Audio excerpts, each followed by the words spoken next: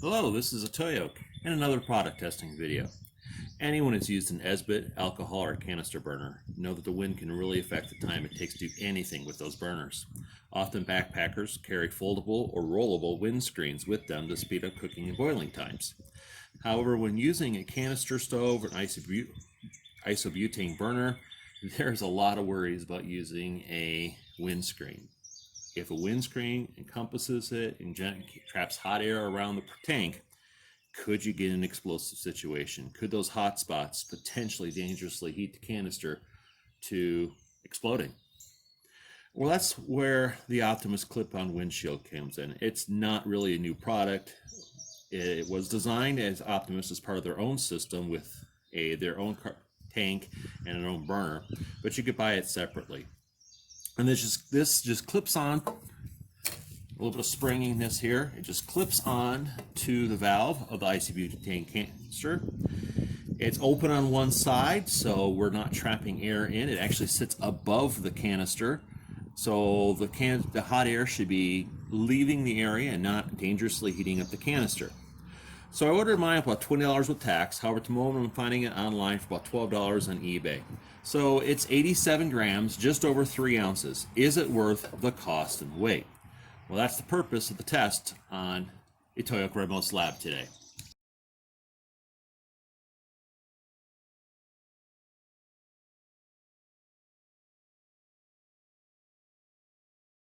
For the test, I will use not this setup here. I will use a brand new Coleman isobutane canister, a 200-gram one, and I'm going to test the Optimus windscreen with 3 different burners. We use the BRS 3000, an E-Tech City, and a Soto Amicus.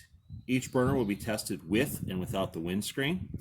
The winds are expected to be 10 to 20 mile per hour with gusts. However, during testing, we all know wind speed can drop as soon as I put the camera on, or it can pick up like it just did.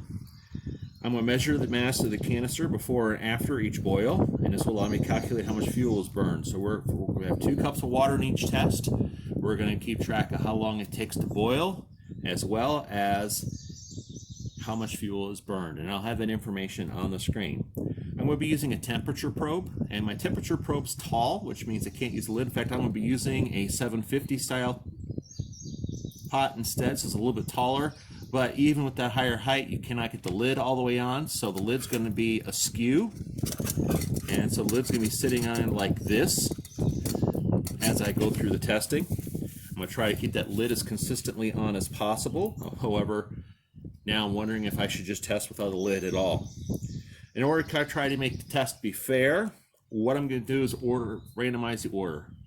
So no one can complain that, I did all the ones with the windscreens first, without the windscreens first. I did random order, random setup, and so I will be switching with windscreen, without windscreen, between the different burners, back and forth until I get all 6 tests done. Now, I know what's going to make it kind of hard to follow, so at the end I will have a chart with all the data on it. So let's go ahead and cut to our first test. Here we go. So let's go ahead and for each one, I'm going to run the burner on full. So, let me get that out of the way. So for consistency's sake, the burner is going to be on full for every one of these tests.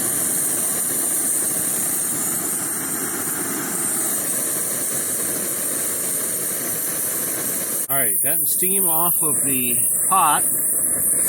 Thermometer doesn't quite say boiling yet, but I'm not really sure on this setup at what point. We're at 208, at 210.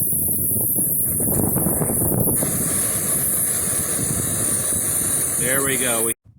Okay, now we're going to try the E-Tech City with the shield on. There's one thing about the shield is it makes it kind of inconvenient to get to everything. Again, I'm going to turn everything up to high. And let's see what we have happen here. Well, the BRS was boiling at this point. I'm actually surprised it outperformed the E-Tech City this run, but there's so many variables. I mean, with the thermometer under the lid's not all the way down, so it's possible if I ran it again the other way around. But at 4:15 the BRS was boiling. We are at about 4:40 and we're not quite there. 5-minute mark.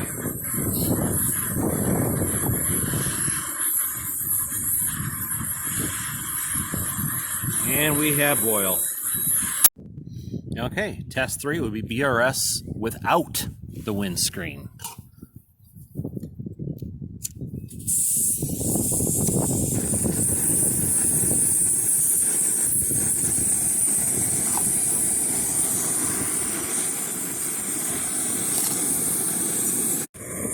We are now double the time it took to boil the 2 cups with the windshield. And it's been interesting, I'm watching the temperature. When the wind picks up, the temperature actually goes down. At this rate, it's going to be a couple more minutes to get a boil. I so just want to take this off and move on. I got 3 more boils to do after this, but we'll stick through it. We're at 2:05. It can't be much longer. Wind died down. Oh, there we see it dropped. Dropped again. We didn't get these drops when we had a shield with either of the ones so far.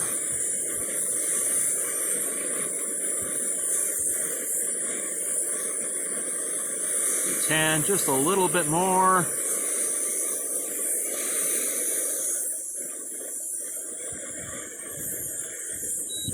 There we go. 9 minutes and 25 seconds to get a boil without the windshield on the BRS.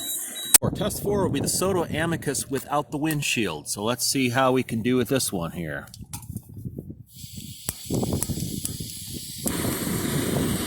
Again, flames are all the way up.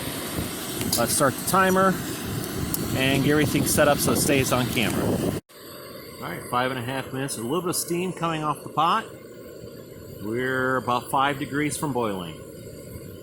So I would predict less than 6 minutes for a boil without the windscreen. I could be wrong. 4 degrees to go.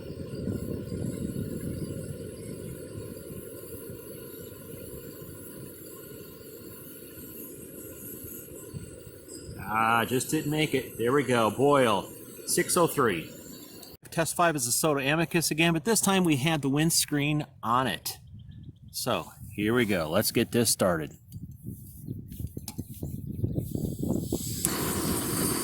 All the way up.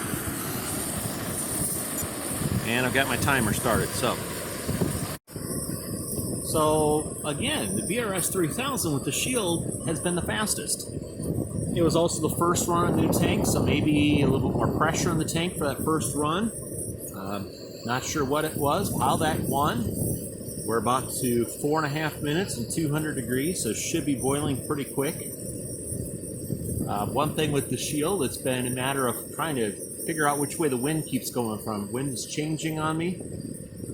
So the shield, I'm sure, is not the optimum direction right now.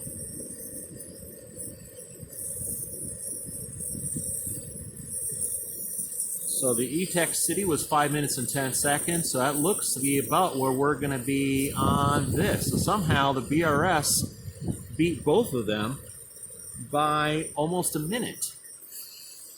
Not sure how that happened. There we go, 5:10, 5:12. Okay, so let's start test 6. Test 6 is the E-Tech City without any... Just making sure we're centered here. Without any shield. So, here we go.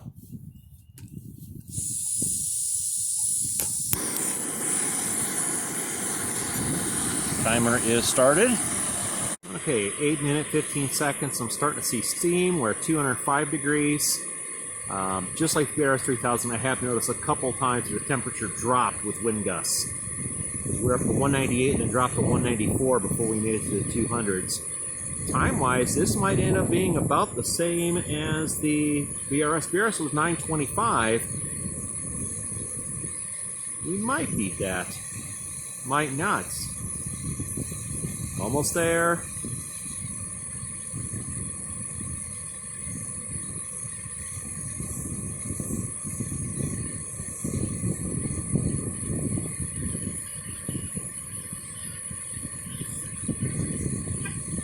And the temperature dropped. So the BRS, oh, there we go, 910. I brought enough water with me in case I spilled once, and because I didn't spill, believe it or not, I actually can run this BRS 3000 one more time. It had the shortest results by almost a minute with the shield, so let's see if it can repeat it or if it's just going to be a fluke that it was the first test on a new cylinder. So we light this up.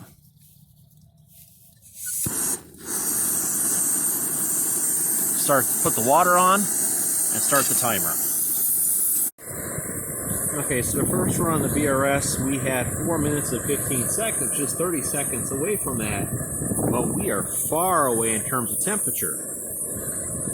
So that might just be a fluke run. It might have been the fact that it was the very first run on that canister. I've been using that canister 7 tests in a row now on that canister. Maybe that's affecting things, but that's why we did the random order and a random assortment. I think we could clearly say, though, without a doubt, that with the shield has really cut the time down. All right, so the BRS, this is almost what I'm more used to seeing with it. It's taken a lot longer than the others. There we go, 6:09 for that run. Although this test wasn't really about comparing to 3 burners, there is some comparison to be made here. The soda Amicus is the most consistent, with the windshield help, but not as much with the Amicus, where it made a big difference with the BRS 3000 and the E-Tech City. And the other thing to notice is even though the E-Tech City's times were inconsistent, there was the longest one without, and you can see in the video the wind pushing the flames all the way aside. It burned the most fuel. So if I'm going just for best times and fuel efficiency, I'd probably take the Amicus when I go packing. Now, this video is actually about the Optimus and how did the Optimus do. And when we look at average times, I average all 7 tests. It's clear there's a 3-minute savings on average using the windshield. Now, it didn't make as big of a difference on the Amicus, but it did help. But it was a big difference on the BRS 3000 and the E-Tech City, where the Amicus is a little bit more designed for wind conditions. So it didn't make as big of a difference for that. When we look at fuel burned, we're saving about 6 grams of fuel on average having that windshield on. So it definitely is making a difference in the long run having that windshield. Now, is it worth the wait and worth the cost of the windshield? Well, that's yet to be determined. So what about packability and what size pots will this work with? Well, it says on the actual box that it has a maximum pot size of 11 centimeters or 4.3 inches. And in the directions that came inside it, it said you want at least a half centimeter between your pot and the actual shield. Now, height of this is about 9 centimeters, so it's taller than the Tokes 550, but it's shorter than the 750. So that's what the height you're looking at. 750 is the pot. You're going to see me testing with it in the video. It does cradle on the outside of the pot, so it doesn't take up much space in the pot itself. So let's just show how packable it is. So here is a cook set. This, with fuel in it, has about a mass of 1 pound. Without fuel, we're looking at about 3/4 of a pound. All right, so let's see what all actually fits in here. So what's in this sack? All right. This is a DIY, make your own gear one. So this is, I can't give anyone credit for that stuff sack. We have the stability stand, the lid. We have a BRS 3000. We have half of a light low towel. We have a Keith foldable spoon, fork. We have the isobutane container. We have the mini Bic. We have, as we pull things out,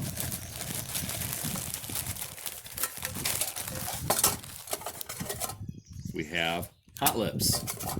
We have the Tokes 550. I have a scrubby and the windshield. So as you can see, it all can fit in a usable side. I'll put these back in so they don't blow away. It all fits in a usable size. It doesn't take up that much more space than the Tokes 550 or 750, 650. So it is actually quite packable. So is it worth the cost and weight? Well, that depends on your hike and how much boiling cooking you're going to do. If you boil 2 cups of water at breakfast, lunch, and dinner, you're saving 18 to 20 grams a day in fuel savings. For a single day hike, this holds 113 grams. That's probably not necessary to bring this along. If I'm looking at 5 days, yes, this will save me from having to have one canister less on my hike. But for a short hike, I'm not sure if the savings on weight is to use it. Cost-wise, all right, so if you're paying $5 for a 100-gram canister, you're saving about 30.6 cents of fuel every time you boil water. So 65 times you're boiling water, this will pay for itself if you're using this. Now, if you go up to the next size where you're spending $6 for a 200 gram or 220 gram, you're looking at about 125 boils for this to pay for itself. So it's going to be a while before this breaks even. It's going to break even in terms of the amount of fuel you have to carry on a long hike a lot quicker than it's going to break through on cost. Now, personally, I might make that switch. I put this kit together, and I'm not really a fan of the BRS 3000, but as you see when we go through the testing, it did make a difference having this on that. Normally I would probably take my Soto Amicus together, it's 25 grams and 87 grams or 110 grams basically. That's more to combine than the Amicus by an ounce. So I might still use the Amicus and not take this. I might even take the Amicus with this. I just have to see how things go and what my hike's going to be. I know when I go hiking up on Grand Island in July, I'm probably not too worried. It's only going to be a 2-day hike, so I'm not necessarily going to take this, be on the lakeshore. It's going to be windy, so maybe this would be a good idea on Lake Superior with the wind. If I'm just going to Sunset Hill and doing a single nighter there, I'm probably not going to worry about this. So it depends on the hike. But this has been a Toyok signing off. Stay healthy, stay safe, enjoy your hike, and come back again to Toyok Labs.